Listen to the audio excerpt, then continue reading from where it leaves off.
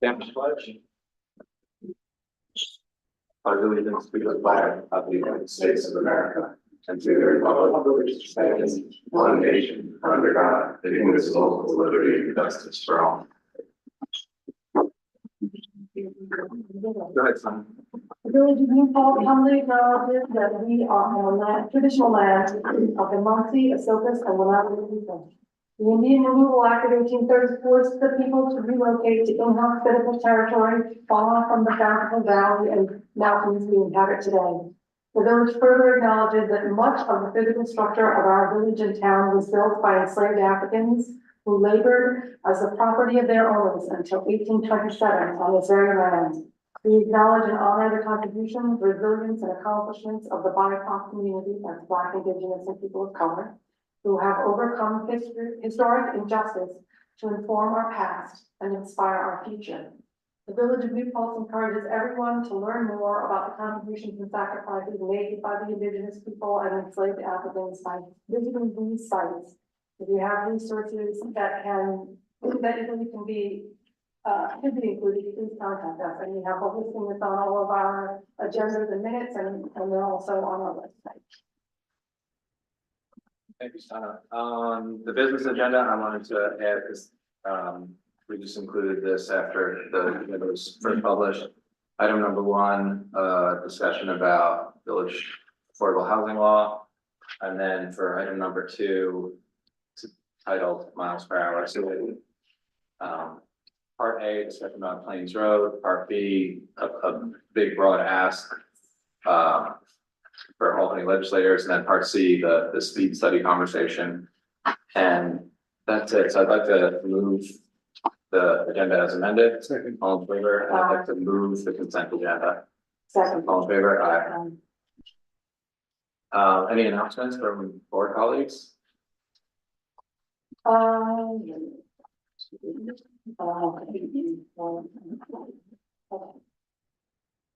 reminder that when it's hot out, if anybody needs to cool off, we invite you to go to either Elton Memorial Library or Family of New Paltz. They're both happy to help everyone cool off. Also, if you are looking to help your neighbors, please keep Family of New Paltz in mind. Any kind of donations are greatly appreciated, monetary especially. They're always also looking for feminine hygiene and personal care items, and food and such. That's it. Okay, so an announcement I just wanted to share, just because we haven't discussed this in a little while, just to give the community an update. So I was up at the water treatment plant property today, meeting with the contractor who installed the 4 wells that we're trying to connect to the water treatment plant property, augment the reservoirs that we have up there that provide us with municipal water in addition to the water that we buy from the New York City DEP. So we're pleased that it seems like everything is done regarding those 4 groundwater wells where, you know, they're hitting their targets. They should be producing about 120 gallons per minute, which would represent about 20% of our total consumption as a community. And so it's an exciting next chapter for New Paltz municipal water. My hope is that this will allow us to buy a significant amount less of water that we purchase from the New York City DEP, which has become very expensive over the years. Like, we always want to maintain that relationship with DEP, so we always have the ability to purchase water from them. But if we could buy less, that would be a better fiscal situation to be in. So the only box that we still need to check is to get a final approval on the testing that was done in terms of the samples of water that came from those wells, which is very curious because, you know, we're basically taking groundwater, we're dumping it into reservoirs, and then we're running it through a multi-million-dollar filtration. Nothing like checking and triple checking that the water quality is good, and this is the second set of samples. So hopefully that will be approved by the DOH, because all the sampling came out positively. So we just need to for them to say that everything is fine with that project. So this is totally separate from Water District 5, which is on Plains Road.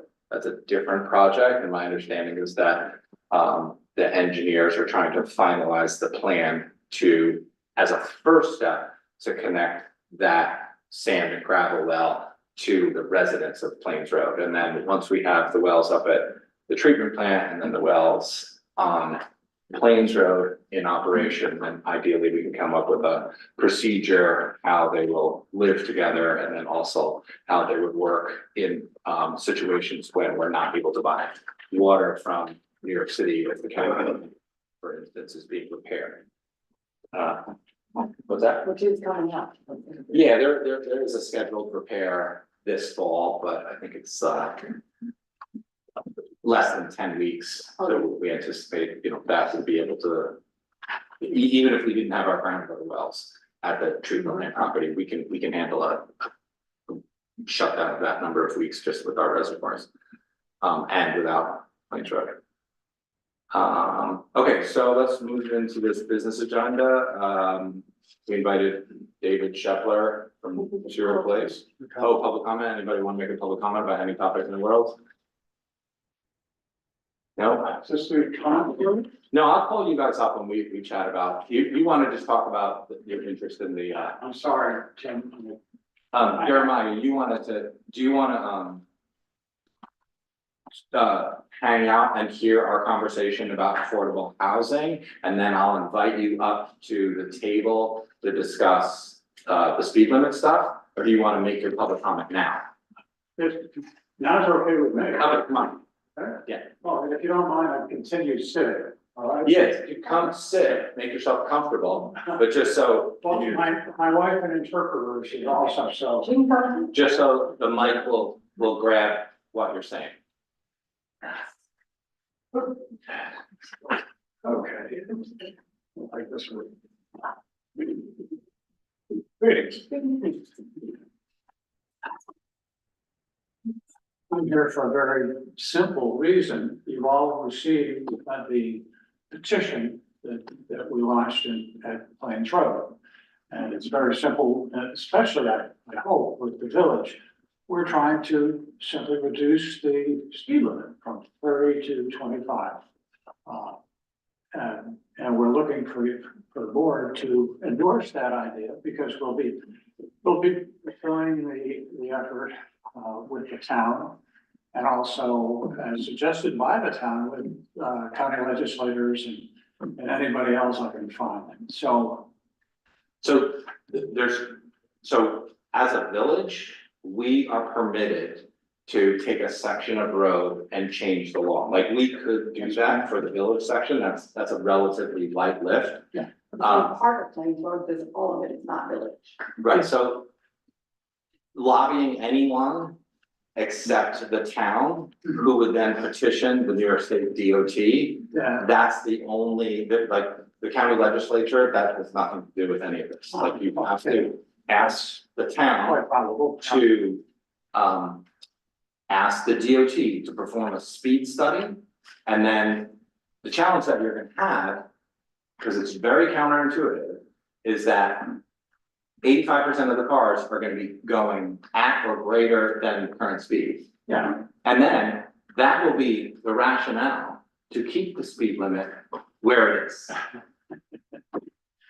well, I can't help it. I did forward a police review of a typical day, and I have about 5 or 6 more of those reviews if you'd like to see them. I haven't forwarded them to anybody else, but they're there, and I've had a lot of cooperation from chiefs. I'm not dissuading you from pursuing this ask. I'm just trying to lay out how this very frustrating situation Yes. works, because Well, officials across the state are in the same situation. I Like understand. when many of us would like for roads to have different speed limits, the process rarely results in a change.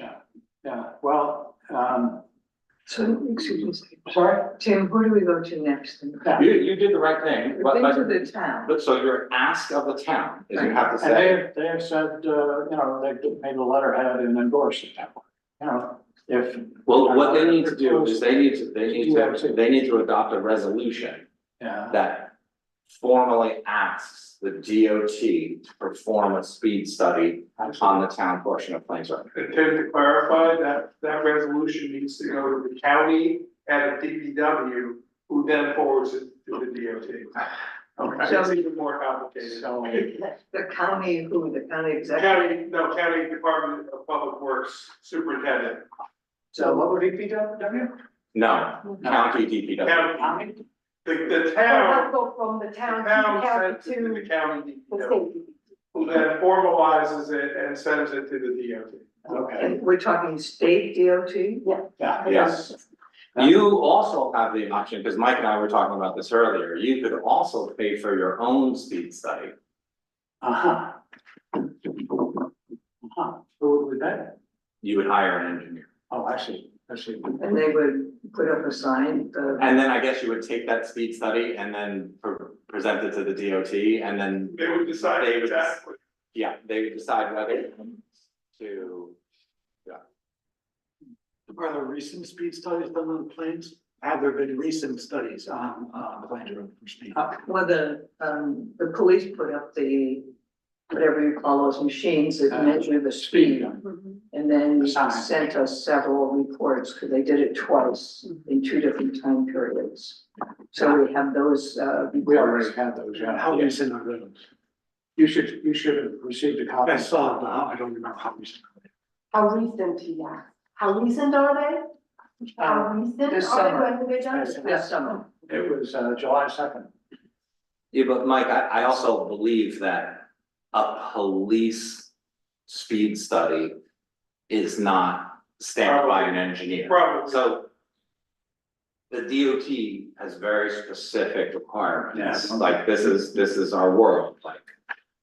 What they make us do for anything is bananas. Yeah, Mhm. I understand that. So the Trying to get around it. DOT or DPW, I'm confused. You will talk to the town, who will send the paperwork to the county DPW, who will send it to the DOT in the state. Okay, Okay. good to know the process. Okay.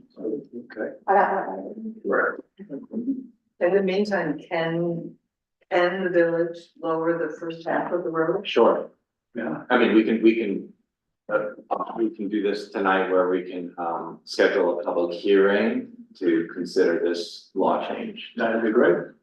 Okay. And sometimes that might be useful too, just in terms of like, once the sign is posted. I don't believe there are other 30-mile-an-hour signs on Plains Road or. They're on. Yeah, there are 2 or 3 all ago. Yeah. But that's about the expense right there, the type of signs. Well, the expense for us is adopting the law and getting it published, so it's not free, but. Yeah.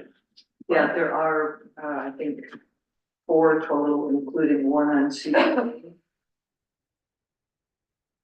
That seems to be, obviously, that's the path that it's, the speeder is low. Yeah, so we can, because you provide, I thought the information that you provided us was pretty compelling and, the number of people who signed on for the petition, I feel like that is impetus for us to schedule a public hearing. So, we'll put that on the agenda for tonight. Great, Great, okay. I'm sorry.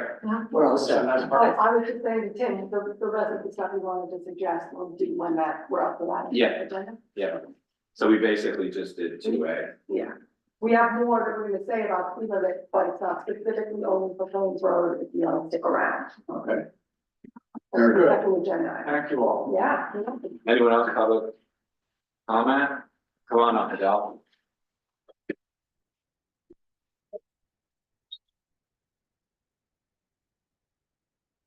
I'm here to talk about the water business on South Chestnut Street, well, and maybe, well, I live on South Chestnut, so for me, it's impossible without a calendar. Like, I know you're doing, it's gonna be good in the end, but the end doesn't seem to be coming. It's been like, what, 2 years? Can't brush our teeth, we can't do our dishes, we can't take a shower. I buy all my water, it's impossible, and if we had a calendar of when is this gonna end? Where are you guys gonna be next week? I can't have company, I can't, I can't do anything because I turn on the sink, I have videos. I turn on the sink and it just starts spurting out black water.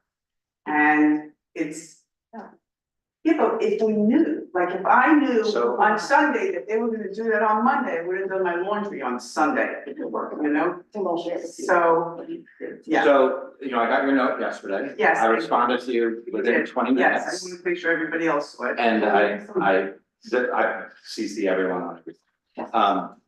So we got a response back from our engineer who communicated with the contractor and specifically asked them to help us with, some detailed, the time stuff, and then they were shooting for Thursday afternoon updates, that we could then share with the public,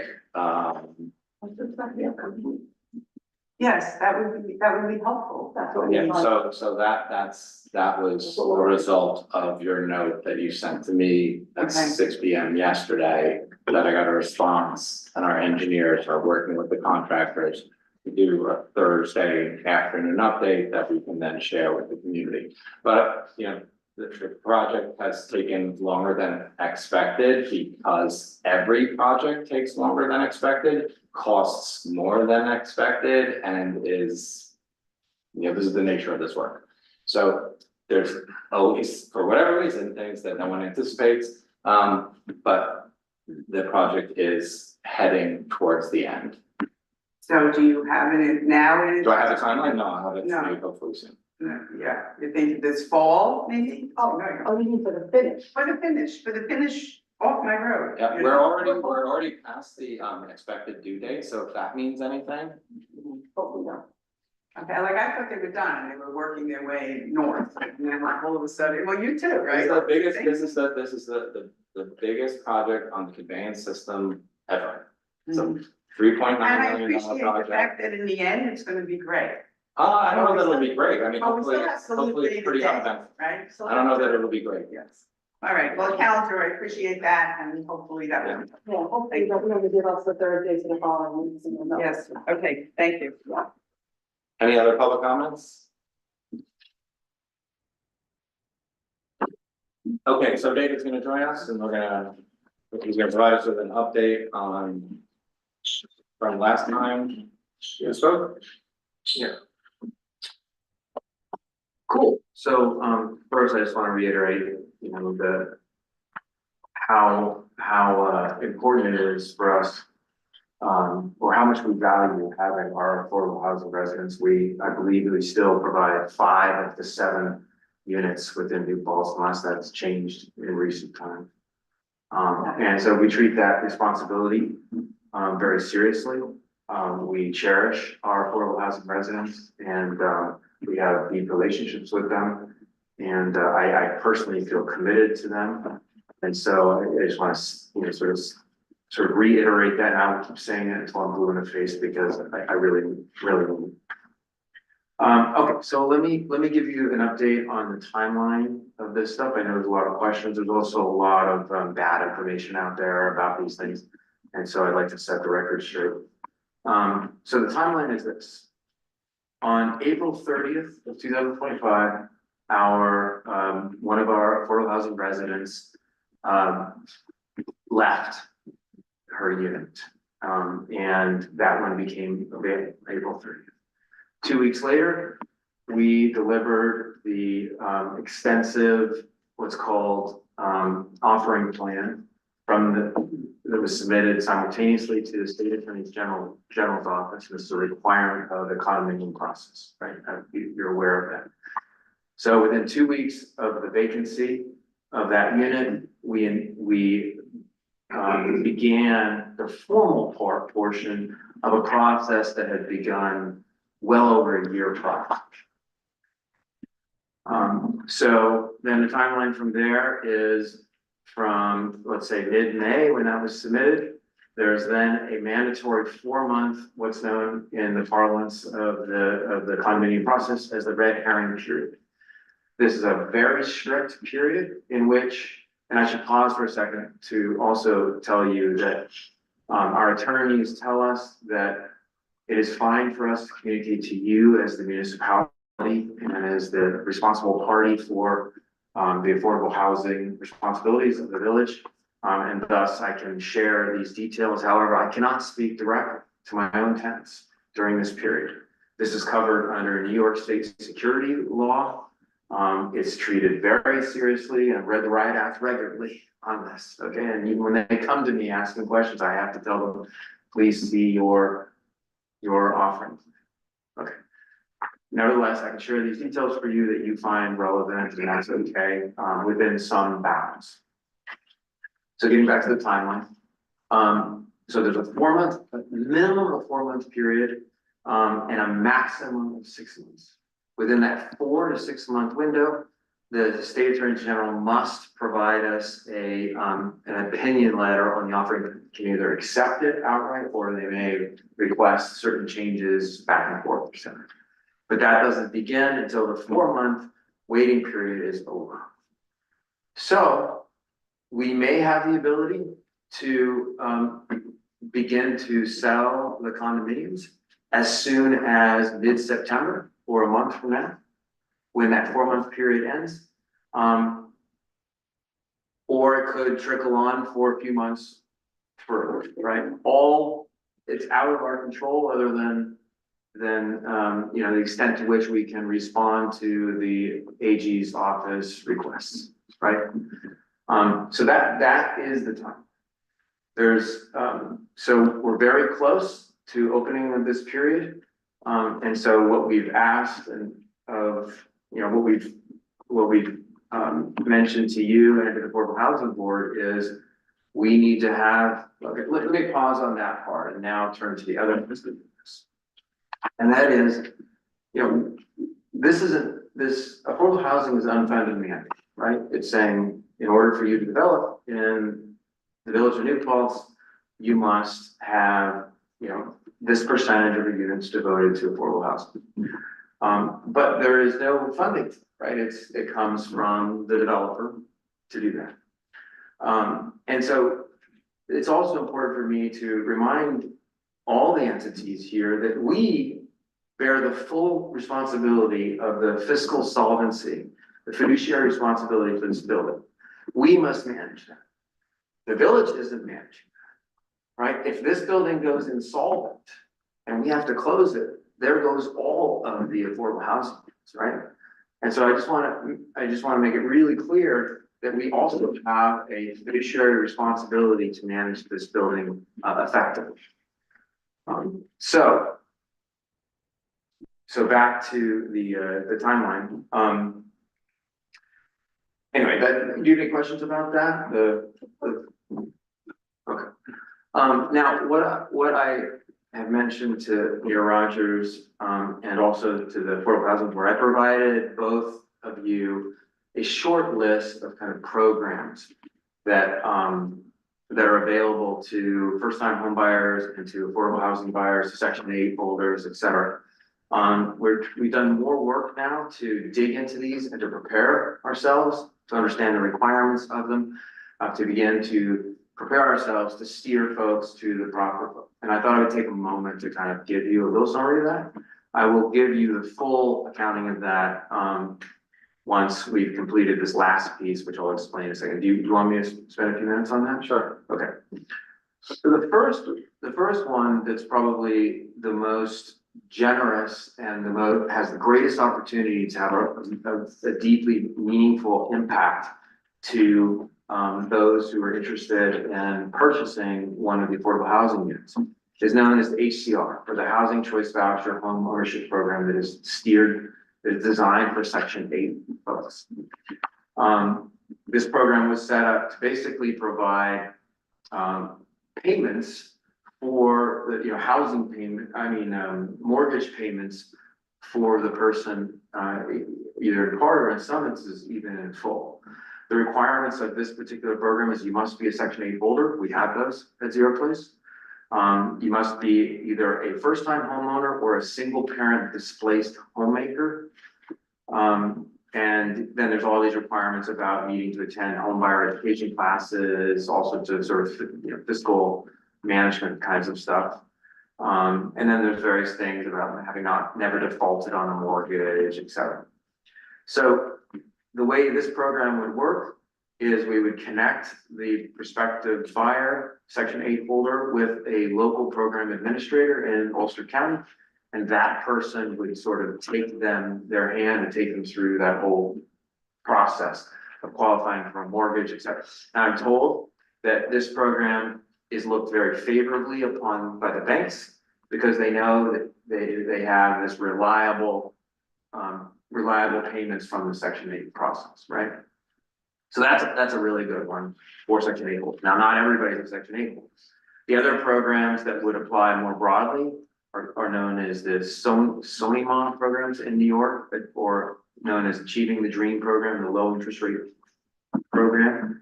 Basically, this provides low interest rates, which are established at about 6.1% as of today for a 30-year fixed rate mortgage, and down payment assistance up to the full down payment.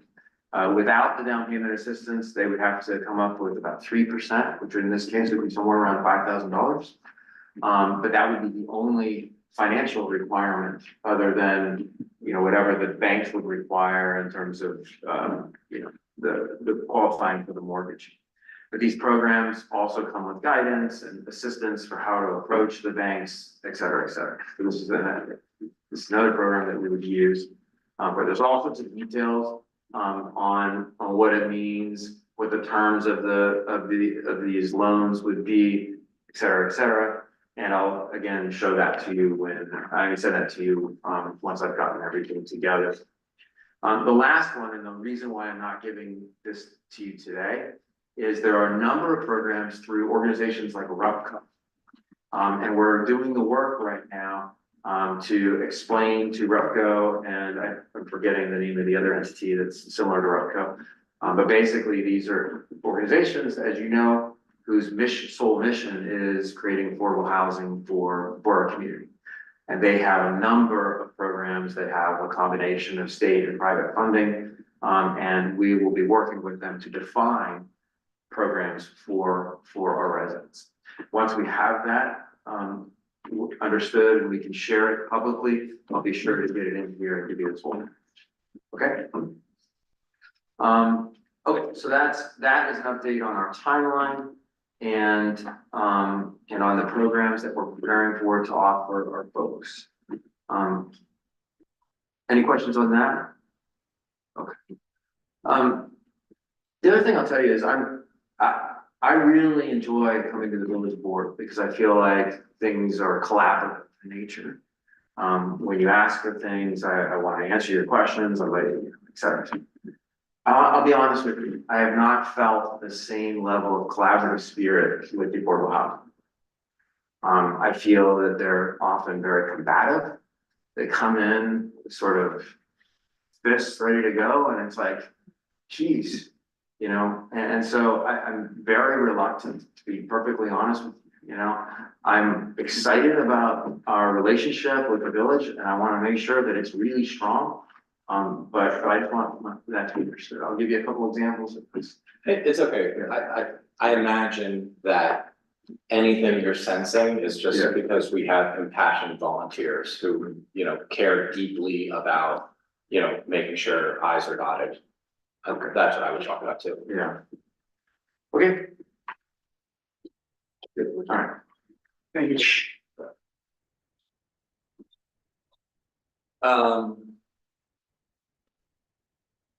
So we had a couple of questions,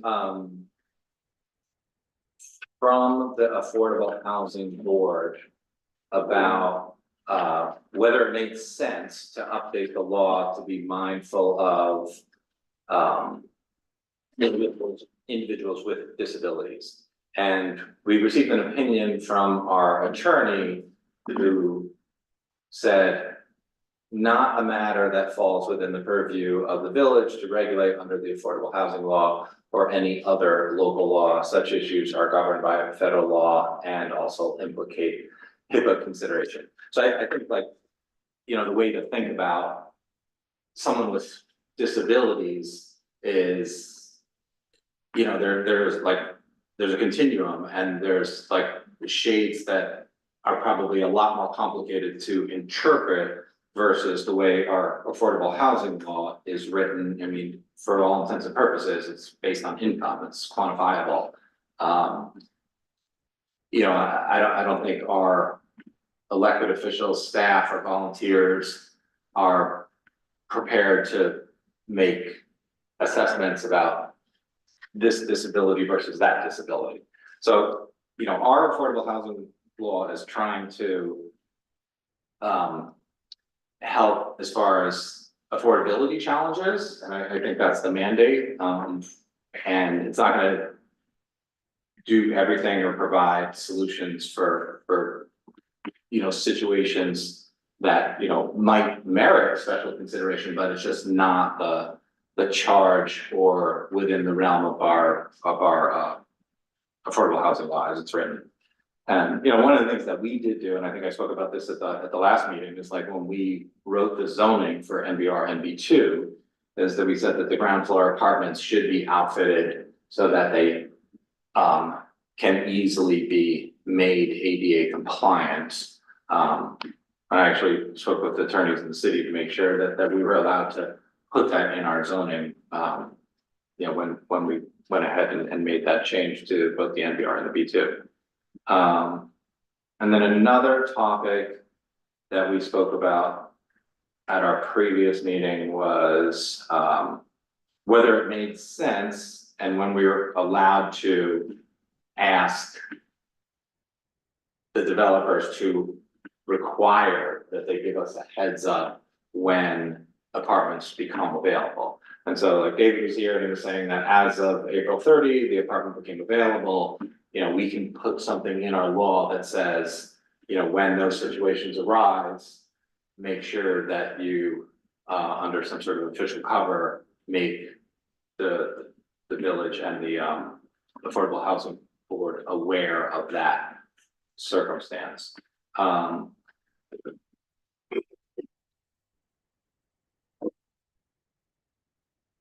But then there's no like statutory, there's no statutory thing that we can then require the developer to do anything.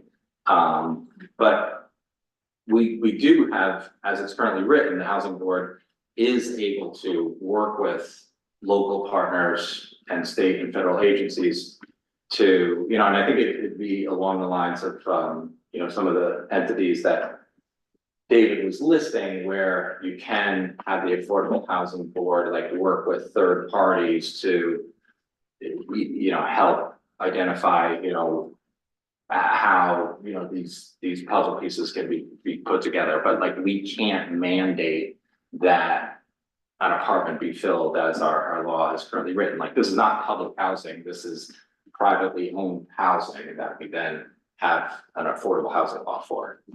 So any questions from our board? Just, however, we could ask in our, or change our code to ask for that vacancy notification, is that correct? Yeah. Yeah, okay.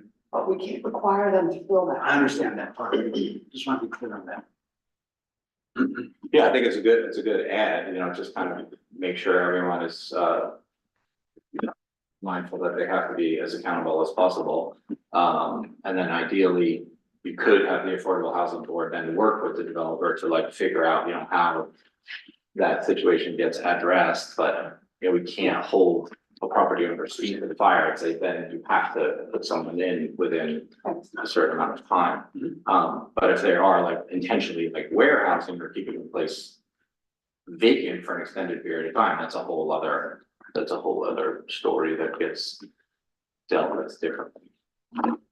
Did you have a question? Why don't you come up if you have a question so that. I have a question about the point system. Are we allowed to change that, you know, to, you know, when you have requirements, you get more points so if you live here and whatever, for handicap. Because right now it's, I think it's one. So we just said that we can't do that. We can't change our system, that point system? Correct, That's something that because- was given to us? Or, Yeah, Who because, made that system? That's what I'm asking. Just to be clear for the public, Adele serves on the Affordable Housing Coalition. Okay, so, do you know what I mean? Like, who made that system? I think that came from. yeah, it's part of the law. Village. Yeah, it's part of the law. Right, but we're not gonna assess whether someone is more or less disabled. Because we can't, because it's not we could.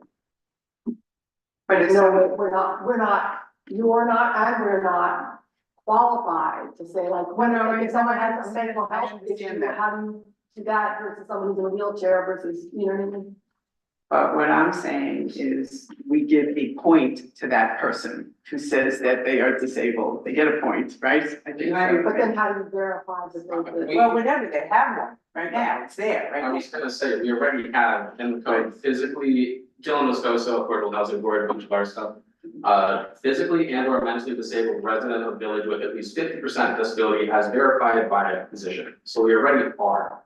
Great, okay, so just that's a, to- right, but the idea of like giving someone more points or different points depending on the magnitude of their disability. Were we recommending that? No, we weren't recommending. Okay, so then we already have this in the code, so Yeah, then I there's don't second. understand what you're asking us. Okay, I understand. He asked us to up the points. So that point, go to 3, for example. Correct. Oh, so you just wanna re-weight it, so this point is worth more Right, than because if some they, other. if that person can't, you know, take the unit, they won't take it. If you wanna propose like, doing the different point measurements, That's what something we can I'm look sorry, at. it wasn't clear, but that's what I'm saying. Okay. Yeah, Tim, I just verified, it is all part of the code, so you would have to amend the local law to change the point system. yeah, so what's an example of a point that you would like to be smaller relative to I this don't have point? it in front of me, so we'd have to look it over, but that would be something for us to look at at Sure. a meeting. Yeah. And say, And then you could propose to the village board to make that change. yes. Sounds good.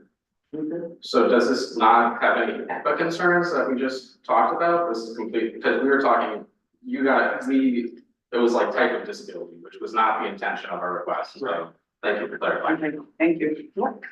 So what's an example of something that should receive less points relative to something that you don't have points to? I'm not in the place to say it. And I don't think the points right now add up to a certain number either. I mean, I don't think like it's all adds up to 100. I don't think that's what it does. So we, you know, Yeah, I don't think so either, but like if something is 2 points versus 1 point, right, the 2 point thing is weighted twice as much. Isn't that how it would work? yes, well, it's just more points, yes. I'm Terry Dolan. Just so everything has 1, so it's like each box is worth No. 8 points. Currently, No. it's not like that. I'm Terry Dolan, I'm also with the Affordable Housing Board, and thank you for having us, allowing me to speak to you tonight. Just a couple of things. You've gotten into the weeds of the whole ordinance with the point system. The process of determining the eligibility of an applicant, you're correct, is based on their income. That's true. But then the process of sorting the eligible applicants into the first available unit, that process is a 2-step process. Number 1, what date did they apply? First in is up here. Then within the first in, let's say 2 people applied on the same day. Then the point system comes into play. And it's a sum total of 7 or 8, maybe 10 variables. One of which is disability, city resident, former city employee, former city police officer, former city employee of the school district. Village is visible. I'm sorry. My mistake. Too many years working for cities, my fault, my apology. Anyway, and what happens is you add them up. The person at the top of the list based on their date of application with the most points, that's the person who goes in. So it is material to the whole process. Mhm. Very, very material. No, we do not examine the extent of disability.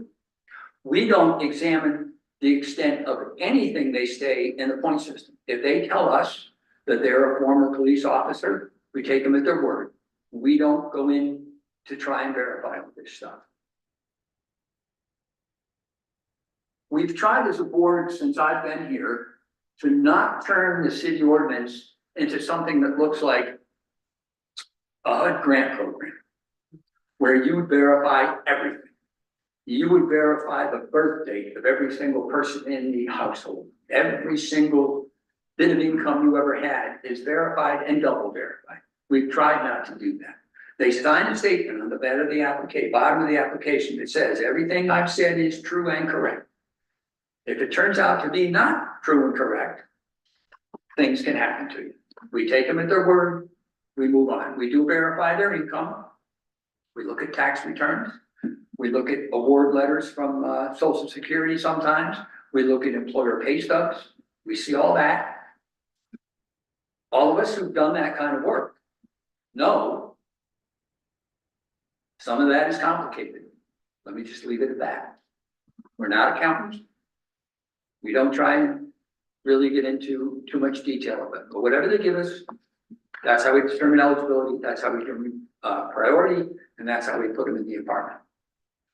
One of the things that should be on that priority list are volunteer firemen.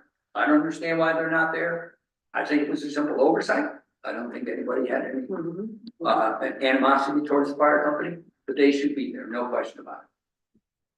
I wonder if it's not there because then you would actually jeopardize the volunteer status.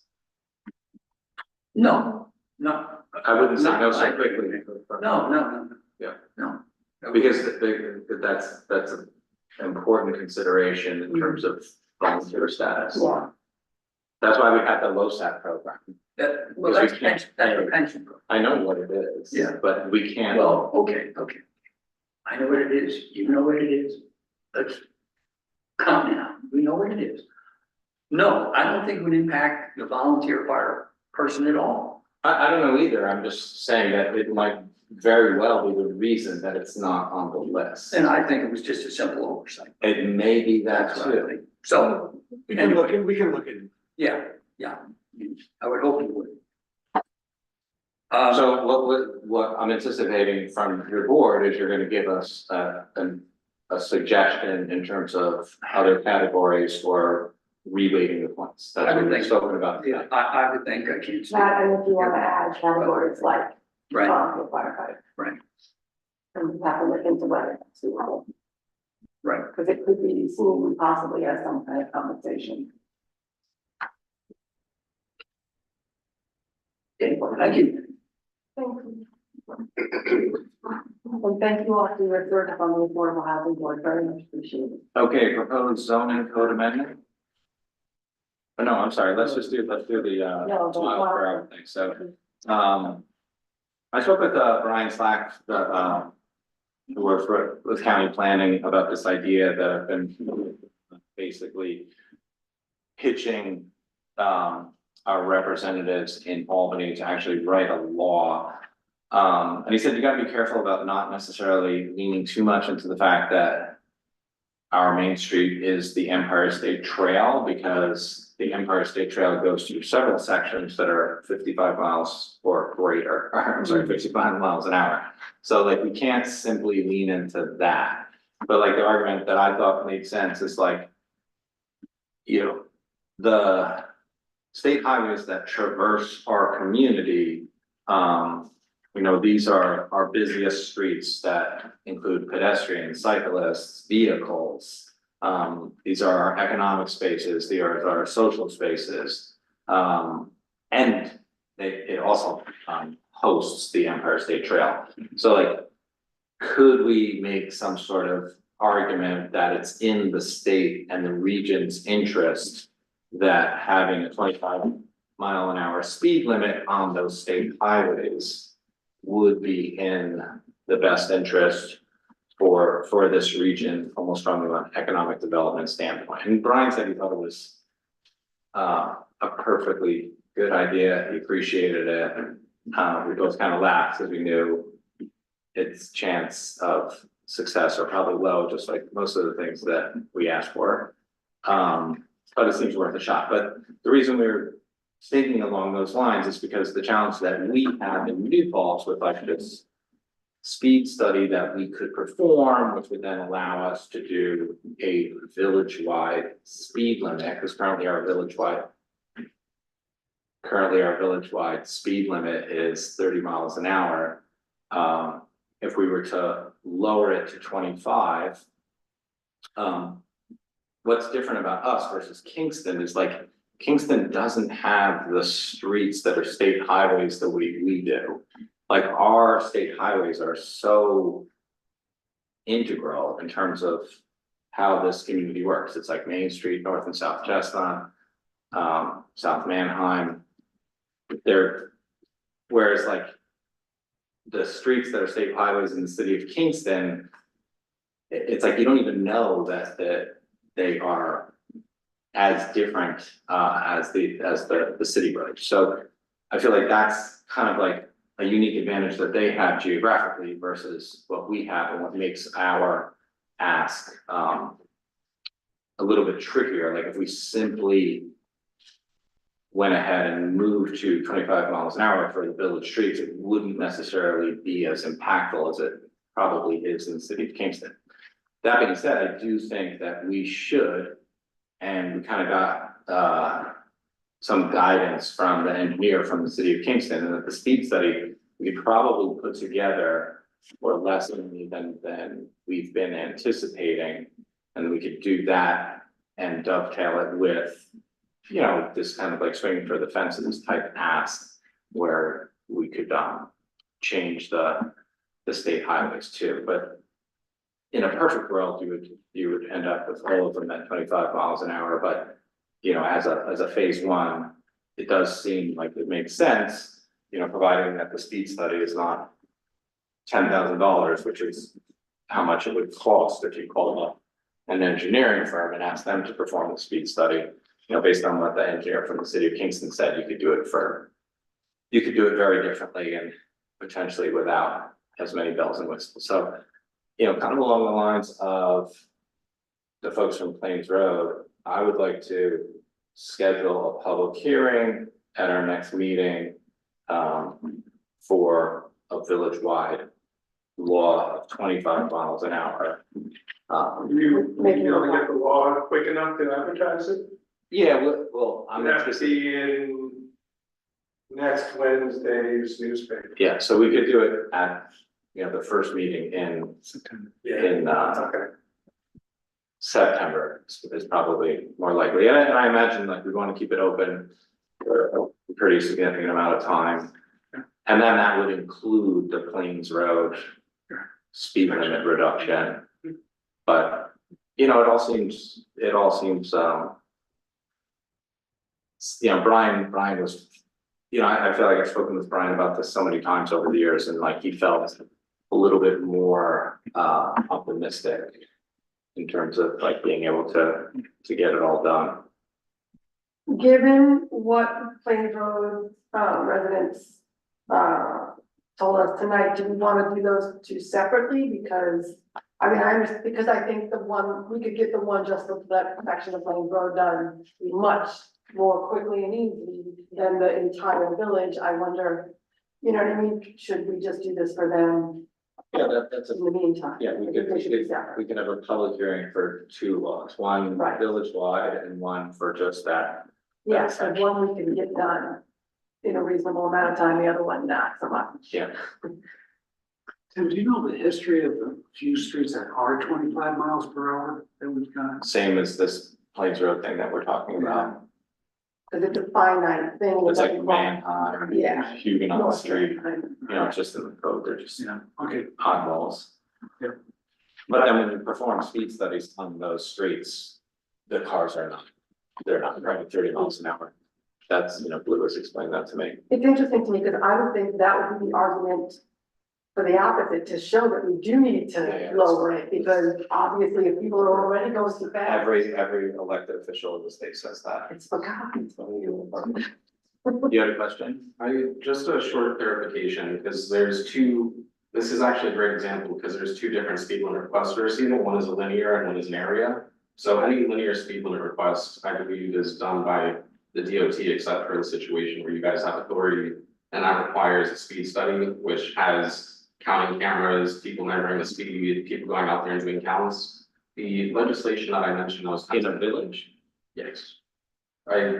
In general, with linear speed limit studies, it's a very involved process that requires going out in person over the course of a few months, collecting and analyzing data. For the village area speed limit to be implemented, there's a engineering investigation which is required, which has no actual requirement, but would include something like community feedback, demographics, the physical geography such as a slope, and any streets that you would want to exclude from the speed limit. And that just needs a signature from a professional engineer. And that is the only requirement whatsoever, but getting the PE is the big thing. Okay, so let's have a public hearing for both of those two, area speed limit as well as section of playground speed limit. Second. All in favor? Aye. All right, so let's jump. That's for the September, Yes, first meeting is September. September. So we can count there. Yeah. Yeah.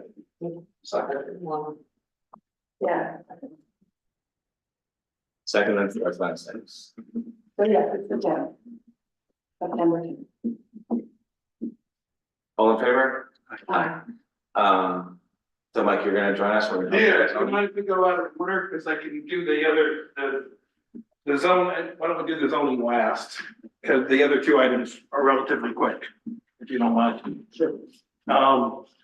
So the first item is back when the treasurer asked me as the department head for planning and zoning to do and building department to do our budget. I had spoken with the mayor about the possibility of paying our planning and zoning board members a small stipend, relatively small. Just to acknowledge the fact that it is a time commitment. It's for the planning board, it's 2 meetings a month. It's going to the sites, and so it ended up being included in the budget. Got me thinking about it, and Nancy called me the other day and said, hey, are you gonna do that? You probably need a resolution from the board. So I started thinking about it and wondering what other boards should we consider? I don't want to single those boards out and dismiss the work of our other boards. But certainly there are boards that are regulatory, that there's a more defined commitment, a more defined role than the boards that are strictly advisory. So in front of you, I just did a quick calculation for the planning board, the zoning board, historic preservation / design review board, which is one and the same, shade tree and affordable housing. Not to single those out over other boards, but those are the boards that are empowered by the code to make decisions that are independent of this board. All the other boards are strictly advisory, maybe a little more loose in how they operate. So I did a quick calculation based on the website, and assuming that all the numbers were correct on the website, how much this would cost per year. You can see what the highest possible total, and the way I would propose this is that members are only paid if they attend the meeting. If they miss a meeting, they're not paid. So obviously you have some absences, so the highest possible total would be the cost for the year. If every member came to, and every alternate came, because I believe the alternate should be paid as well.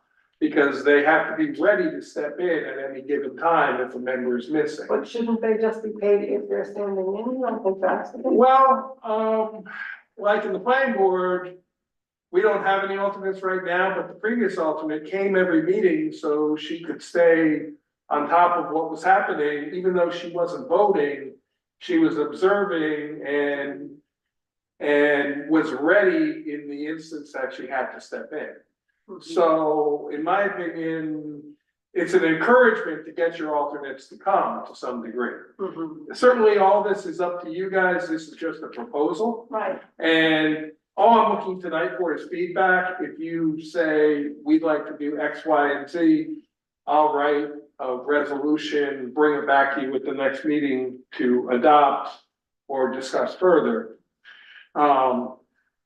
We also, and I based some of this on the town of Rochester, where I was, we did pay a little bit more, but not significantly more. We also, the planning and the zoning board are required to do 4 hours of training. Mhm. I would propose, excuse me, that we pay the people, we treat that like a meeting and that we pay them by the hour for those meetings at a lesser cost. So what I'm proposing is essentially, yeah, do these board members have to do like the sexual harassment and workplace violence trainings too? I don't know that answer. Some towns require them to, some don't, and I don't know. State. I believe they do because I just did those today and it Yeah, said but you anybody. did it. who's on- Well, I'm still a board member. It said anybody Okay, doing any work on behalf. of then the answer is probably yes, so that's 2 additional hours for all those members, I believe it. cause it's an Although I didn't hour. think about it when I told that when I was serving on Yeah. the planning board for Scan. But I don't think we have. said yes for the. Yes for affordable housing, no for bike ped and climate smart. There it is. So the advisory boards, it sounds like do not, but the regulatory boards, it sounds like do. So that would add 2 more hours across the board, and I can recalculate that. Now, I just wanted you to see what the numbers are. Obviously, they're not budgeted for the other boards. And I clearly did not totally budget enough, but bear in mind that like the zoning board hasn't had a meeting in 3 months. Right, So there's 7 times 3, there's 21 stipends that aren't being paid. or 5 if they had their full membership, or Yeah. possibly 7. Well, they actually have 7 people. They have 5 and 2 alternates, however, the alternates don't regularly show up. So I just wanted some feedback to see what you thought. What I was proposing is a nominal to start with $25 for the chair. The chair does do a little bit of more work. $20 for the members and alternates and per meeting, and $10 an hour for the training sessions. And, you know, it's up to you guys what you think, if you wanna ponder it, and we can come back to it. I just wanted to propose it to see, and I did not do a survey, but I do know some other towns do pay their volunteer board members, or at least the planning and zoning, and usually board of assessment review, but you don't have that because we work with the town on that one, so. So where are you on remote participation? Well, you can only remote participate if there is a quorum present. That is very clear in the law. We just had that with the planning board because we had 3 people in the room. The chair was able to remotely. I would say that still is, you're still participating, whether you're participating remotely or in the room, you're still there for the board, you're still. But you can't vote. You can, you absolutely Under can, certain circumstances, I believe. you absolutely can vote, as long as you have a quorum. Only if you're sick, Yeah. Well, it depends on how you guys adopt the local law. only if you're sick and doing caregiving. Yeah. Okay. Yeah, You can't be on vacation and then get counted and voted. no, you may not. Okay. So. But, Yeah, that's. Yeah. Back after COVID, that became state law. no, understood. Yeah, you don't. No, absolutely. We did not adopt it. We did just said, no, you can't do it. We didn't want to get into deciding whether you could or couldn't participate remotely, deciding what was a valid reason or not a valid reason. So we just said no, but I know you did. I went back and found out from Nancy, it was adopted here, so. Right, and if someone wants to watch remotely, they're welcome and encouraged to, but they're not. Yeah, but just can't fully participate in both, I don't know. Yeah, I think you have to, Okay, well, unless you're, sick. yeah. Or caregiver. Right. But, If you're sick, you should probably be rested. yeah. Anybody on your call? When I was town supervisor, I did not participate, but I was in the hospital and watched the meeting because I had nothing else to do, so. Fighting COVID in the hospital was not fun. Well, you think these meetings are Netflix, so. You're a weirdo. All right, so there's that. So, I mean, if you guys want to give me some feedback, I'm happy to put together a proposal. I don't think this has to be done by local law. I think it's just by resolution because it's a stipend. And, you know, if you want to mull it over and get back to me, we can wait and do it in September, whatever you think. I think it's a good initial pass and then, yeah. and this way you can, and then you can decide too, but this way I wanted you to see the dollar amount we're really speaking of, which is, you know, for the people at home, it's nominally about $1,200 to $1,500 a board, with the exception of the planning board, which meets twice a month, which is about $3,500. Wait, 12 to 15, I see highest possible total 3480. For the planning board, but the other boards, 1260, 1450, historic preservation. But then if we're paying for trainings, then everything gets bumped up. Yeah, by $20 times the number of members. I mean, I might be fine not paying for trainings. I mean, the whole idea is like, And that's- this is a stipend. Yeah, just to like. And that's however create you a little guys bit of wanna, Stickiness. yeah. I don't think we wanna keep track of. Training. Well, we have to keep track of trainings. For sure. Yeah, but we have to, because the planning board, and I had forgotten about the sexual harassment and the waste finance, but the 4 hours of land use training is required for the planning and zoning board. Right, but for instance, I have routinely done, more than 4 hours. Oh, absolutely. And then it floats for the next year for I the have county planning board, or whatever. 220 hours banked right now, I can tell you. From the county. But it is volunteer at the end. Yeah. I mean, I think we should all sleep on it a little bit, but Yeah, my initial thought is like, let's just keep it like plain and simple. Here for the meetings, attendance. Do you want me to put something together for the next meeting based on that concept, and we can go from there? I wonder how everybody else feels about, what about the other boards that aren't, I mean, what, you know what I Like you mean? said, those are Right, advisory. but how does people feel about it? Sure. Yeah, I know like we get a report at the planning board every month about the environmental conservation, and regularly they don't have a quorum. Now, maybe with this help, maybe, this is not really to be an incentive to do the meetings. Nobody's gonna get rich off of $20 a meeting, but it's just to recognize that you're spending time, Sure. you're doing hours I think let's outside start of with these these. five, I think these five sound good. Okay. Okay, And no training. and no trainings, got it, okay. Thank you, Mike. Yep, so that's that one. The next is the fire department grant. The fire chief, who, you know, full disclosure, sits 3 feet away from me in the office, told me about this grant, and I put a link to it. It's from Homeland Security. It's about retention. State or federal? State, I think there's a link to it there. It's federal, we won't. Yeah. No, it's state, it's state. There's a retention, it's a retention grant, but buried down deep in it was PPE equipment that you can replace for either new members or if it's greater than 10 years old. And I turned to Pat and I said, how old is your turnout gear? And he said, oh, some of it's 30 years old. Which is insane. Yeah, so he is, now the good news is you buy the majority of your PPE when he buys it on state bid. So we don't have to go, we have to follow whatever the normal bid procedures are, but if it's being bought on state bid, there's one price, we're going to the company that we buy it from, it's state contract. He's gonna do an estimate.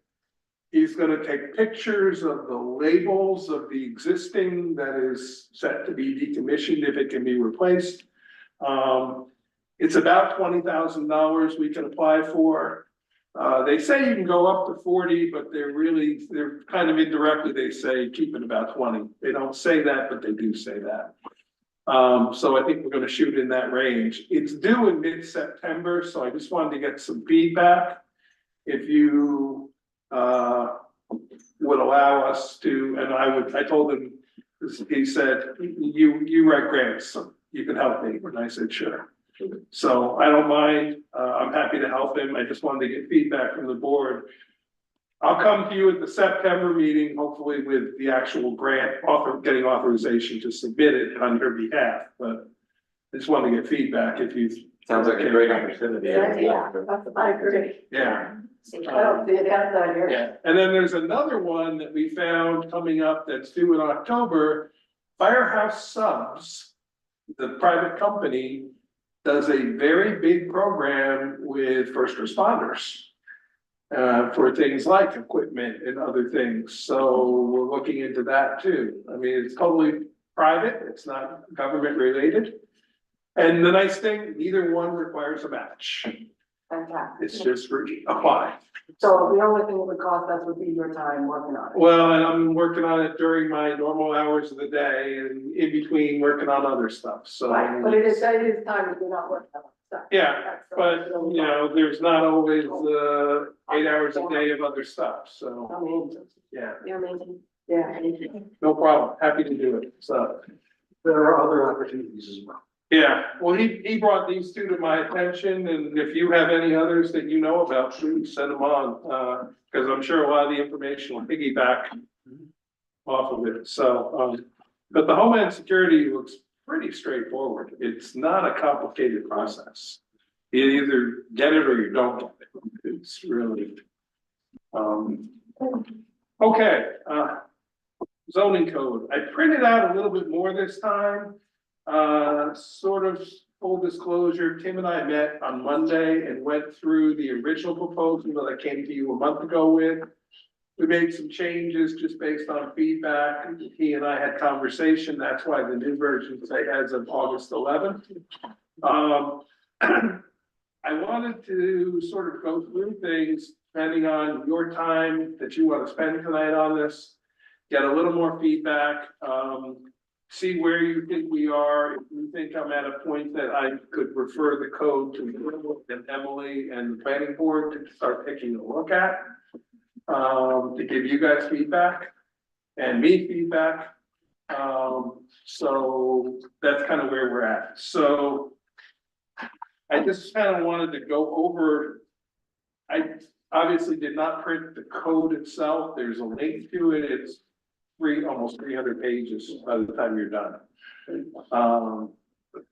So with that being said, you know, just to go back to the beginnings of what we did, a lot of this is a reordering of the existing. I had proposed a village and community services zoning district that would recognize village buildings. Tim and I talked about it and said, you know, well, what if we sell that property? Then you gotta rezone it back. So we're gonna leave those things where they were.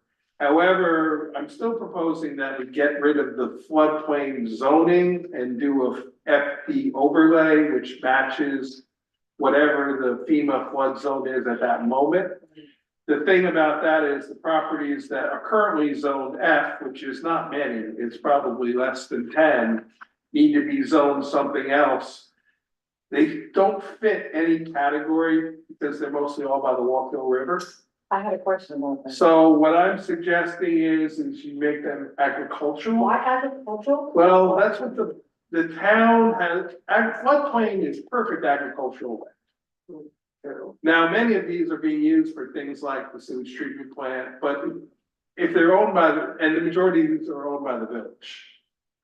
Actually, almost all except two. One is owned by Open Space and one is owned by the Walkill Valley Land Trust, and every other floodplain property is owned by the village. I'm thinking of agricultural from when I was on the town plan, Mhm. how that referred to certain uses only being allowed.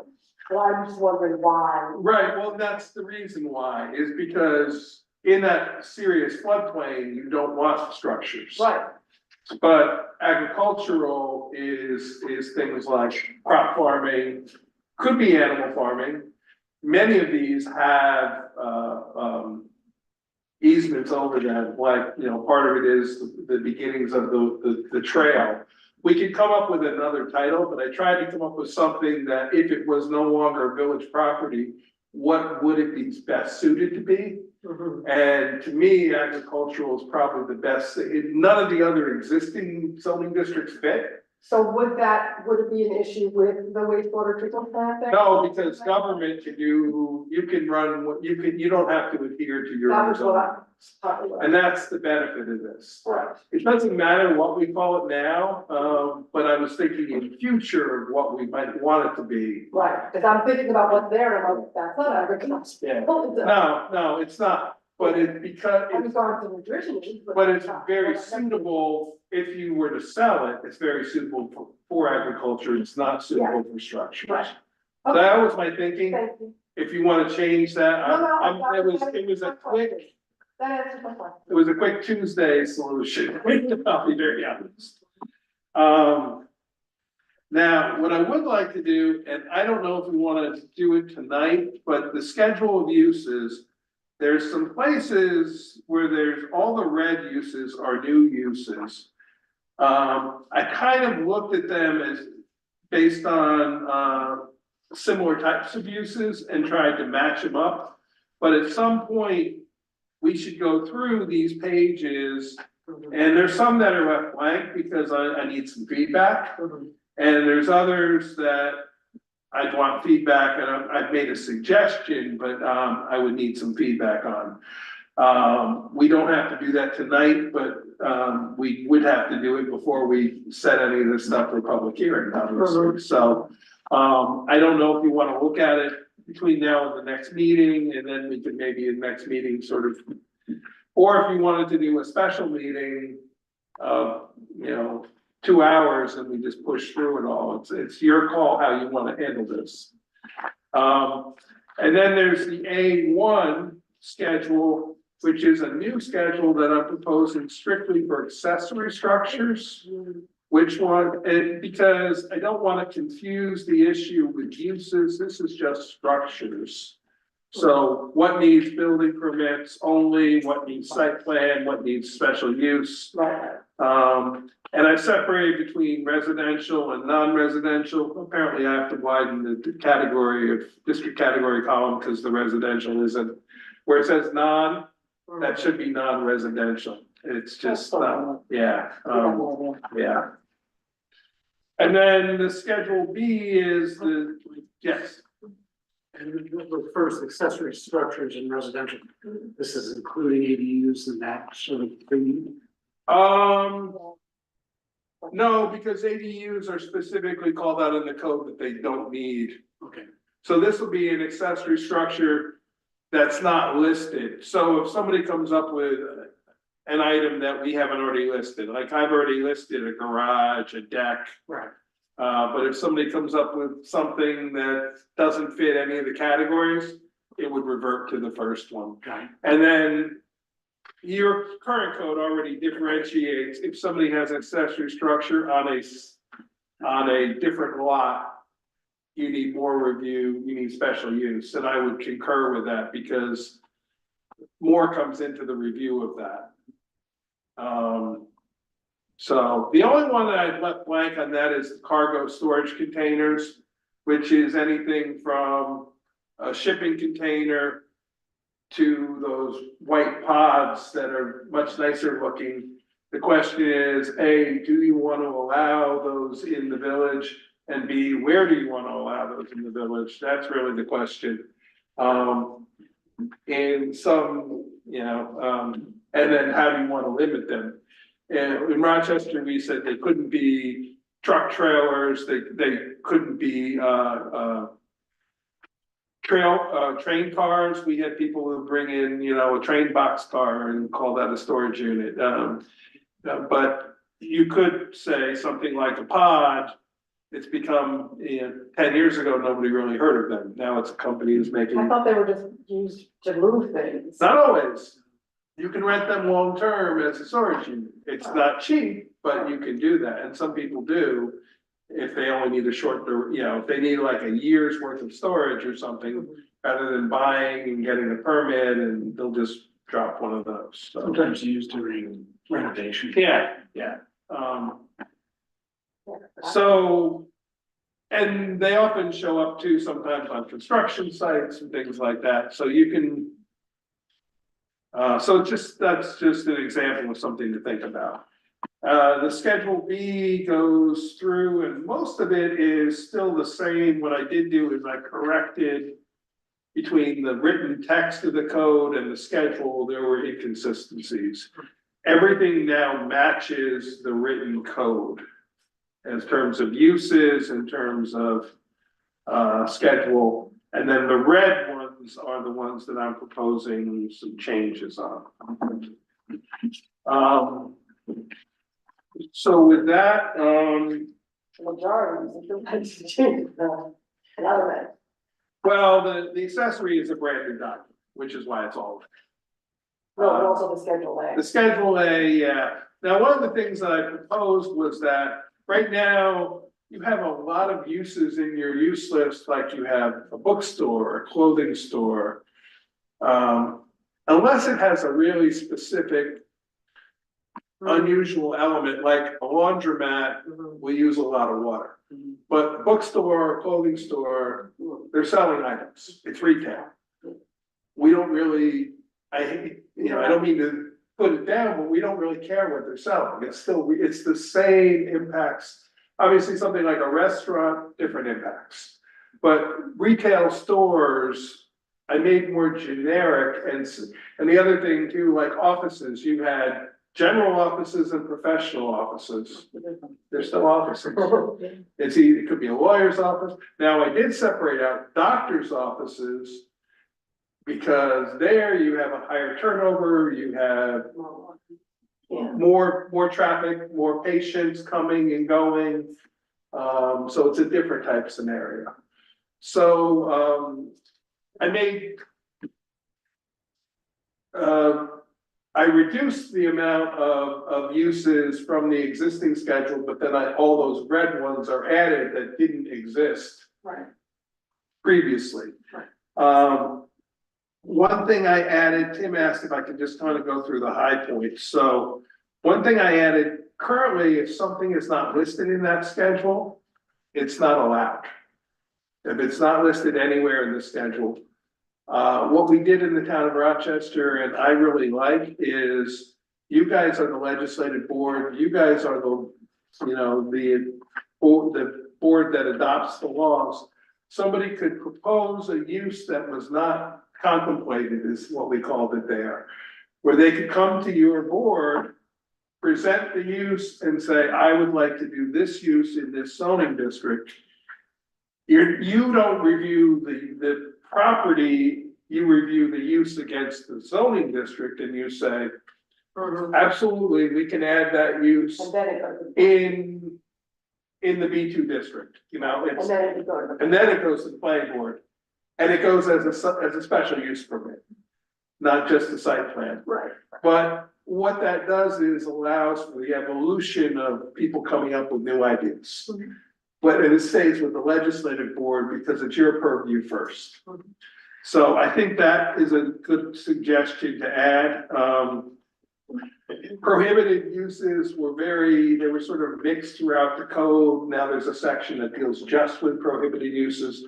Currently, the adult uses are prohibited. Motels, except for pre-existing, are prohibited. I also added dismantling operations and junkyards. I don't think the village is set up to deal with, A, they require large parcels, and B, they are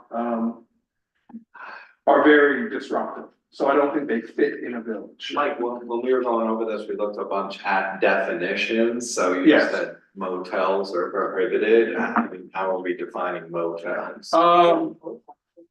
I I don't have the definition in front of me, but I left the definition. Versus. Yeah, I left it, let me just grab the code, and I'm sorry, I didn't bring my computer over. I left the definition exactly as it was, because it's currently prohibited, except for any pre-existing ones. But I could read you the definition of what you. I don't know that I'm comfortable with prohibiting motels, like what's wrong with it? Okay, it's already, right now it is prohibited, so I just left it. That wasn't a change, That's what, but I just I'm included thinking it. that seems like a change, why not have it be SUP?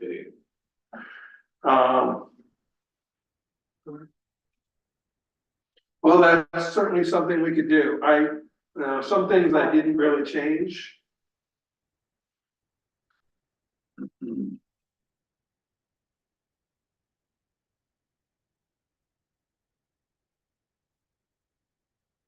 you have small hotels, Yeah, well, but they may not be motels, because I think a motel, and I can read you the definition, just take me a moment to get there. I think it's like interior. That makes perfect sense, actually. Well, a motel usually is the rooms exit directly onto Right, the street. exactly, that's what he said, Yeah, that makes perfect sense. sorry. It's okay, I think we got the answer. In yells, here we go. Building or group of buildings containing individual living and sleeping accommodations for hire, each of which is provided with a separate parking space and is offered for rental and used primarily by motor vehicle travelers or transient guests, includes but not limited to every type of similar establishment known as an auto court, motor inn, motor lodge, tourist court, tourist cabins, roadside hotel. Hotels or hostels are not to be construed as motels. It's like a very dated definition. Yeah, totally. I can look for a newer definition. I'll make a note. So. I like all their examples, I didn't understand one.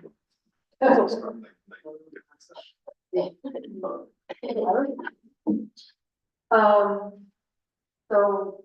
And I don't know that you have anything in the village that's a non-conforming motel. No, we do not. I don't think you do, so, yeah. And I also have added a definition of an inn, which is essentially, it's not a bed and breakfast, because to be a bed and breakfast under New York State Building Code, must be owner occupied. Yeah. If you want to take a home and turn it into a small, like 4-room hotel, certainly a hotel and an inn, two very different. So I wrote a definition, approximately, I think it's 4,000 square feet, similar in size to a single family home. That is then an inn, and allowed that in certain districts. Because bed and breakfast is a residential use of the property, according to New York State. It also limits the number of rooms you can have in a bed and breakfast as well. How do we want to look through all of this? Yeah, I mean, I could walk through more of the high points, or do you wanna just, reconvene in 2 weeks and go through it all? I don't wanna. If you guys, How long, you said 2 hours, like that's a meeting. yeah, well, that's what I was saying. I don't know if you wanna have a special meeting where we just work on this. I don't know what your agenda is for the next meeting. We could do a workshop, right? We could do a workshop, It's like a non. yeah, I'm not available much next week at night, that's the only thing. Me neither. Yeah, and September 3rd, which is the first Wednesday of the month, I couldn't be here. Okay. Yeah, but, I mean, it seems like we should probably plow through it, and doing it Yeah. publicly sounds like a good idea. We could. I mean, it's your call, I can certainly print it, if you wanna all bring a laptop, or I could, if you're more comfortable working in paper, I can print out copies of the code, I'll warn you, it's No. 150 No. pages each time I print one. Printed one copy so far, Yeah, just to work from, so. but I think that using all that paper and ink. Yeah. I'm not, Okay, I'd much rather bring. So do you want me to just plan on coming back next meeting and going through some more, and Or do you want to talk some more? do you want to plow through some more tonight? I think doing it bite sized is fine. Okay. So do you want to go another, 15, 20 minutes tonight, or you guys tell me when you're like, I've had enough? I mean, what's the next topic that you would want to do? Let me go through that list. So we just left off on the, the next topic would basically be, the allowing for multiple buildings on residential properties, subject to density. So currently, in the code, on residential properties, except for, Kim, you probably remember better than I do, R3? Yeah, I think R3, you could do it. Right, so you can't put multiple. You can't You put, can't have two houses. you can't have two residential structures on one property. If you wanna do a two-family house, you must combine them. But our new law allows for it because you can have a Right. primary and an accessory. Yeah. Now, additionally, the ADU is, it can only be 35% maximum the size of the primary structure. It's pretty small. Which is, or a minimum of 300 and a maximum of 35%. What I'm proposing is that you deal strictly with the density of a property. So if your property has enough size that you could put under the density required for whatever district you're in, two separate structures, so long as they're separated by the required fire distance, that you allow that. And here's my thinking. If you, in a neighborhood, if you force two structures to be one structure, you're now potentially creating a building that is out of proportion to the rest of the neighborhood. Whereas my contention is, if you have two structures, even if they're, 50 feet apart, it doesn't look different than it's just two houses, because nobody really knows where the property lines are or aren't. So it fits better in the overall visual of the neighborhood, in that you've got a building and a building instead of two buildings connected. And now there's arguments to be made against it as well. I think by making density your defining factor, because you have a density that's allowed for it to be a single family, so I'd have to go back and look. I don't think you can do a two-family without having the density anyway. I have to be, I'm not 100% sure of that statement. I have to be sure that you don't need the single density for a two-family, and I'll double check that. But in my opinion is, if somebody wanted to join them, they could, but if they wanted to build them separately, right now the code doesn't allow you to do that. I think we should allow that as an option, as long as you have the density to do it. So that's, if you've got more questions tonight, that's something I would just ask that you ponder, because it's kind of a unique circumstance. It's not going to affect a lot of places.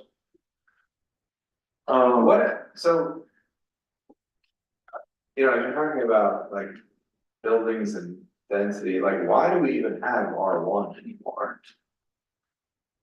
Why don't we just make everything R2?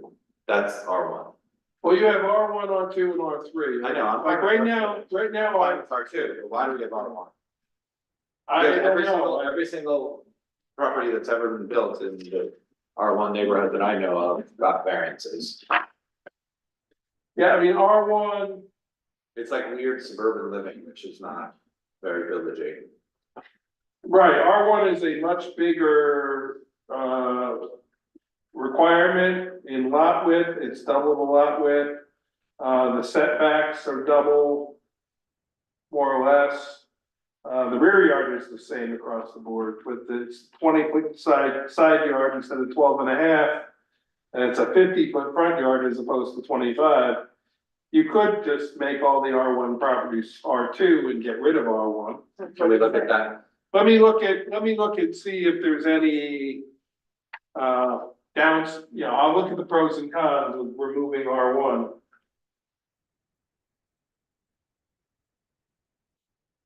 this is all great feedback because, there's not that many R1 properties. I mean, there's like other thing too with like the senior density.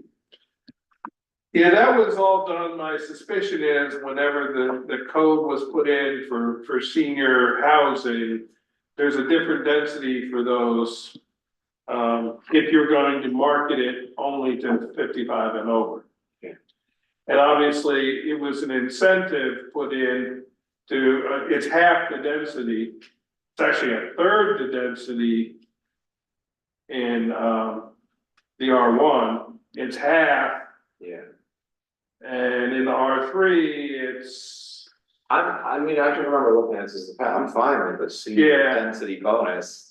I think like we were talking about is like, historically, why did it end up here? Because maybe we're still fine with the original thesis. yeah, I think it's like, put in why- there to incentivize people to put the restriction that it must be 55 and over. But you know, that's with all the discussion of affordable housing, like, why don't we have an affordable density Yeah. bonus? Exactly.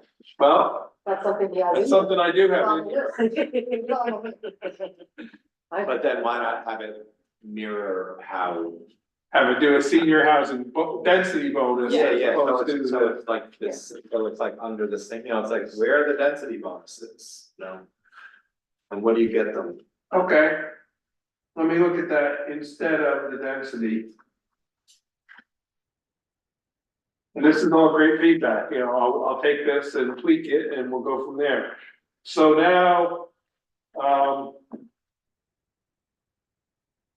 moving on to, that's the very next thing. So I did put in a density bonus for using green energy, entirely green energy, like Like my house. off the grid. Or, connected to the grid as backup, but primarily, we would have to define, Like the one I live in. right, it doesn't have to be zero use, but, we would define what that means. Right. Whether it's, and I have to find the section where I added that, but, and then the other part is for affordable housing, we have the affordable housing, but our whole affordable housing is geared toward apartments or now toward condos, as we saw tonight, both. What it's not geared to is single family homes. So what I'm proposing is that we give a 1.5 times density bonus if somebody deed restricts a home. So essentially, the density is reduced of requirement if they make it affordable, deed restricted for affordable, and then with that incentive, they could potentially build 2 homes. Absolutely you can, But you be. absolutely they do. Not so much in the village, but, there's not a lot of ability. There's not a lot of vacant land to build new single family homes, but what there are is lots that are oversized that you could potentially build a second home. And maybe you don't want to build an ADU, maybe you want to build an actual second home. That you could then do that, and 2 things, one is if you don't have to connect it to the original, if you can separate them. And if you're gonna get a density bonus. What's that? Oh, I was then thinking, do you have to subdivide just a second? No. Because your density allows, and because we're saying you could put 2 single family homes on the same property. If one is. If one still stays in one parcel, you could subdivide. Right, but one of the houses is Right. restricted. And many times, these lots in the village are narrow and deep. Right. So if you subdivide, now you have to deal with shared driveways, access, easements. Yeah, no, I got it. If you say, you're on this property, build a second house. Yeah. You can rent that second house, but you can build it in a full size and not an ADU. But it has to be. Has to be affordable to get that density bonus. So just an idea, and I know the ADU does allow that, this is like the cherry on top of the sundae kind of thing, we're you're not being restricted in your size by the ADU, Right. and you can actually build a second home. You can own one and rent one out. Now, obviously, you can't sell it, because you're not gonna be able to sell unless you subdivide. So that's, I've allowed for specific standards for adaptive reuse. If somebody buys a property that's in disrepair, or there are ways that they can be assisted through the process of some, instead of making them knock something down and build new to be able to meet the code, they don't have to go for variances. You know, if they're totally changing the use, they might have to go for variances if they're gonna rebuild beyond a certain point. This makes it a little bit easier for them in that they can rehab the existing and use it for a new use. So that's another one. And we have a potential example of this. I don't want to say where, because it's not an actual application yet, but I have an inquiry on it. There's somebody who is proposing, or may be proposing, an in-structure parking on the ground floor, and would need a height variance because of the parking. What I'm proposing is an exception, because by putting the parking in the footprint of the building, they're significantly reducing pervious or impervious. I think that's a good idea. Yeah. Surface. So I think, and it only in that situation where you're reducing impervious surface. Right. That they wouldn't have to go for variance, the planning board can just authorize up to a certain amount, and we would figure out. I think right now I say 20 feet. Yeah, right. Say 20 feet? I think 20 feet in addition to whatever the height limit is, so if it's 30, you can go 50. Figuring a parking deck is nominally like a story and a half. That's actually kind of wild though, like, so you could build a 50-foot Up to- tall house if you just have a. Well, this is not, this attached is garage.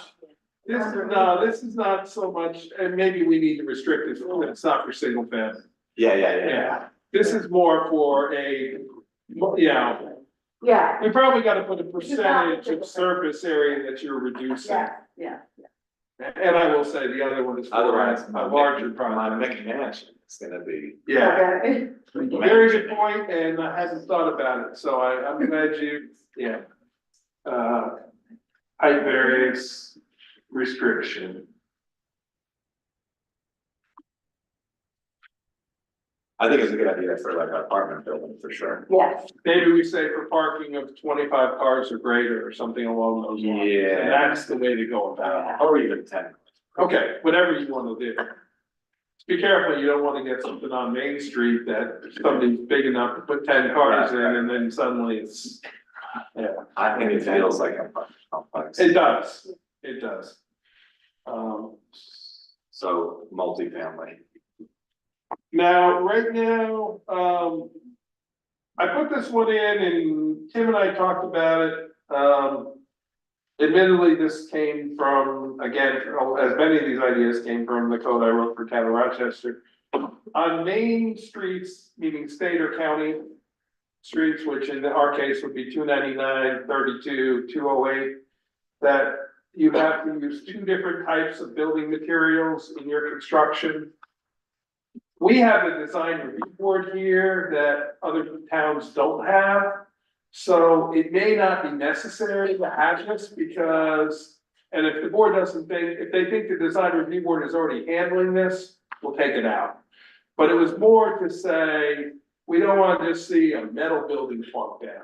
Or, we don't want to see, we want some variation to make it aesthetically and architecturally. But, I hadn't thought about the fact that the design review board already is reviewing almost everything, well, they are, that isn't a single family house. So, Yeah, but I learned the example from our planning board chair who passed. Why am I drawing a blank on his name right now? Zach, No, passed. oh, We have a street named after him. Oh. Maurice. Oh. Yeah, Maurice was the one, I remember in a zoning meeting 100 years ago, we were sitting there. And his example was, well, what if Frank Gehry wants to build a metal building? You might be fine with that. I just thought that's like.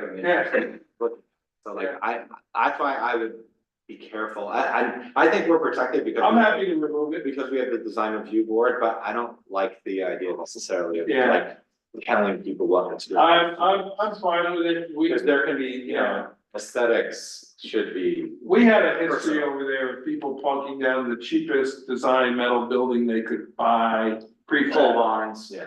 not even pole barns, you know, they buy the ones that you buy panels and you just, it's an erector set. and Yeah. It goes up in a week and, For habitable space? no, more for business stuff, because this is all, remember, this is on the main. So we're not talking homes, but we're talking garages. Yeah, okay. Anyway, I'll take it out. Yeah, I don't think it's as necessary.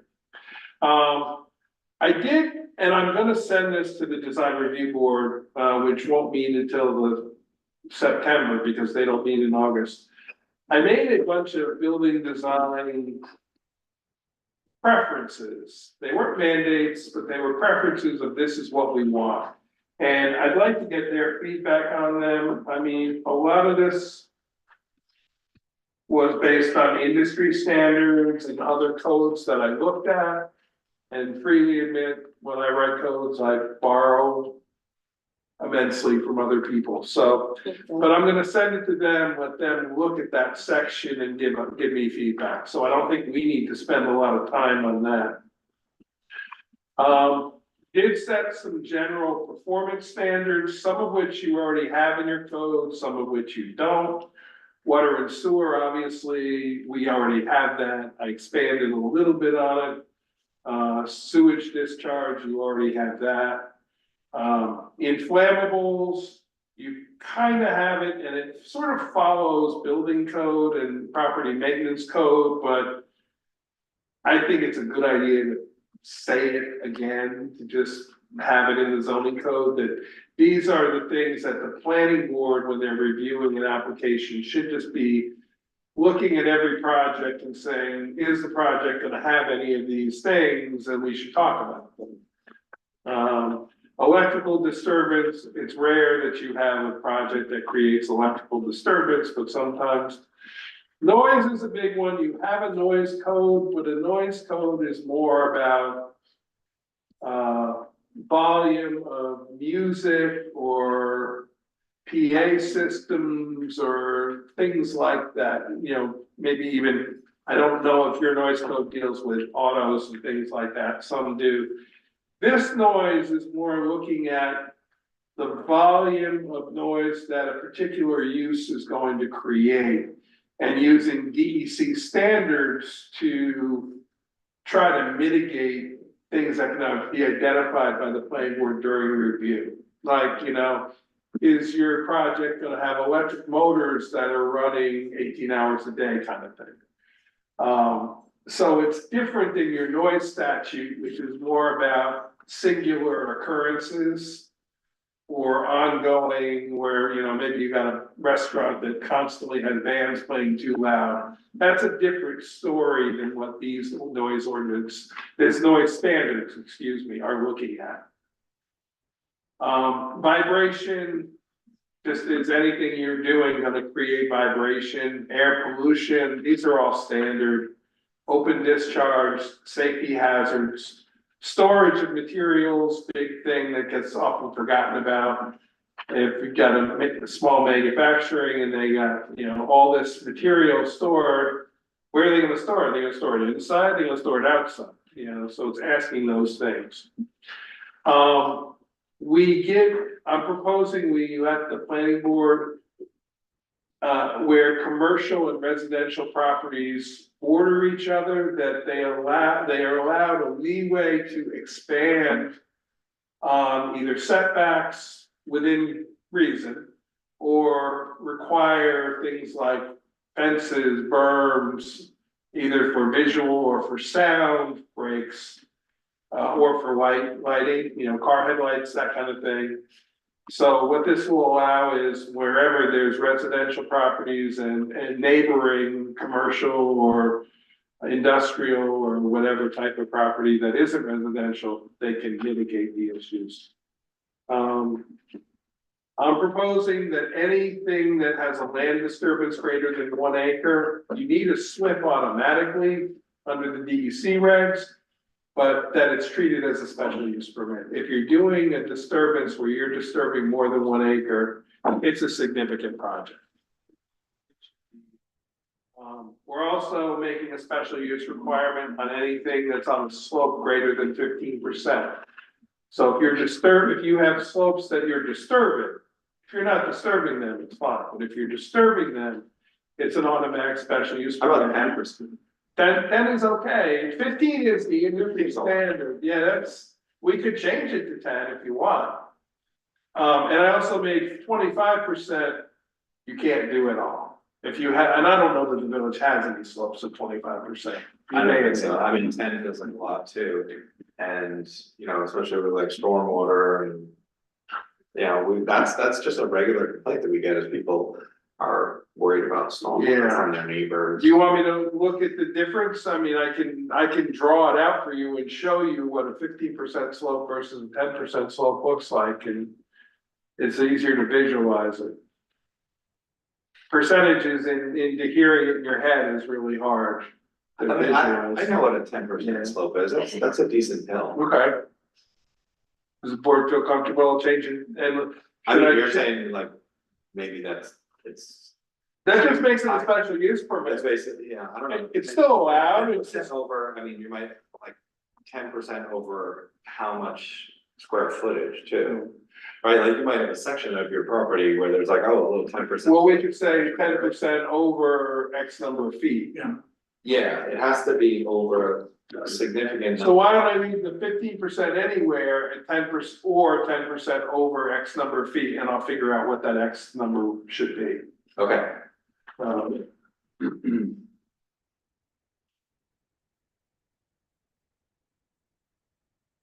Cause I'm sure Look it there, up with 10%, look at that good visual. yeah, I mean, the hill out here is probably like 4%. Right. yeah. Yeah, I mean, 10% is basically, well, I'd have to. Yeah. Are we good for 10? Pencil Hill. Keep going. Might not be 10%. Might be 10%. Why don't I get up to, number 25 on the list, because That's a the big one. next 3 items are sort of covered too. Okay. I wrote a substantial outdoor lighting standards. You do have an outdoor lighting guidance document, but it is very, very, very old. It predates the use of LEDs. I wrote a new one and actually just yesterday discovered that the county has a really good outdoor lighting guidance, so I'm gonna put the two together and just Oh, make okay. sure that I haven't done anything too extreme or not extreme enough based on the county, so I'm gonna take a look at that. So then, I know that the B2 and the NVR speak to that old lighting document, so then you have to pull it. From We'll take that section out of those, the lighting standards will apply to all properties, including residential to a degree, but the residential standards are much more relaxed. I just wanna make sure that, you know, I understand how like the new standard will apply to all properties. But then how do we make sure that things that were in like weird little sections of the code, that we remember to pull them? I've already, in my going through, I've done that already. Okay. Yeah, I've gone through So and you've already pulled it from the Oh. NVR. I went through and updated all the code section number references. That's why I spent 6 months putting this together. Great. Yeah, I mean, it's to the point now that you could present it, if you agreed 100% with everything, it could be presented. The schedules need some work, but the code could go right now. Yeah. It's ready, But I think, you know, Yeah. these kind of like bite-sized conversations like we had the other day. Yeah, no, then that's good, yeah. We'll keep like smoothing some. And I know, you know, none of you live it like I do. Yeah. I admit There's no that. way. Like, so we're gonna get through 25. Yep, so that was 23. Next meeting? So I've upgraded some of the landscaping standards. I would like to run that by the environmental, board and see what they think about that. But having Rachel on the planning board, I have no doubt that she will look at it very thoroughly. Yes, you will. And I'm glad of that because she plays a valuable role there with that. And then I've added some stormwater management standards, things like mandatory will be included anywhere that has like a stormwater retention area. That if it gets sediment built up to 50%, it mandated, there'll be a condition in the approval, it must be cleaned. Because if your stormwater retention pond is now filled with 50% sediment in the bottom, it's now only holding half the volume it was designed for. So I set it at 50, we could even make it lower than that if we wanted to. 50 is kind of when it becomes a problem. Because most stormwater management are not filling up right to the brim anyway. They're usually, many times, they don't have any water in, and only in severe storms. You don't have a lot of swales, but some of your properties have swales on them and things like that, so. So why don't we stop there for tonight? I know I threw a lot at you, but, and please go back and look at the definitions. You'll see there's an awful lot of red. A lot of them are redundant. They don't need to be there, but I'm a big fan. I'll leave you with one quick thing. What I've learned in every lawsuit I've ever been involved with is the first thing the judge does is he says, how is this defined in your code? Right. And they go look at your code. And so I'm an advocate, and also I've included that if it's not a word that's not included in the code, a standard Webster's dictionary, which is the standard practice of where you go. And I tried to tweak our definitions that are not accurate. I tried to look to them. I tried to match building code definitions where we had one and state building code had another. I brought the building code definition in because that's what we should be following. Right. But do take a look at the definitions. I don't want to bore you with going through every single one. But the other thing is too, every use that we now have in that table now has a definition. Didn't used to. There used to be a lot of undefined things. Remember, bring this. So, with that, thank you for allowing me to take so much of your time tonight. And I'll come back in 2 weeks and we'll pick up where we left off. And in the meantime, if you run into any questions or just, if you can look. Let's go do this. Y'all, if you don't feel fired up after what Chairman Blue just shared, I don't know what else can do it. I can tell you that my social media. Wait, something. It's Kitty Bar. They've been trying to get in the waiting. I don't know how they got in. Yeah, how did that happen? Somebody was doing the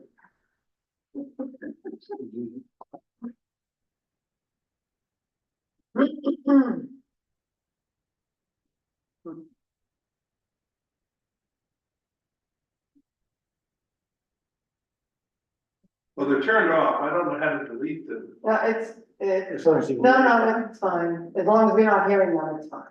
Yeah. I don't want to get I don't know how they got turned on. Yeah. Oh, God. Anyway.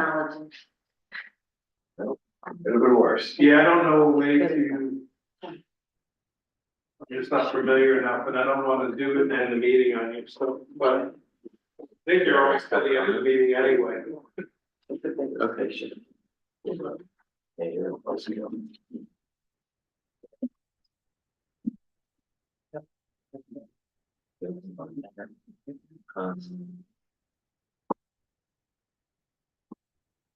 Okay, I'd like to move bills and claims. All in favor? Aye. Any planning board update? Go. Yeah, last minute family vacation plans changed on me, so I wasn't able to attend the also kind of planning board meeting, but we did get a recommendation from the planning board for 4244 church. 4446. 4446, right.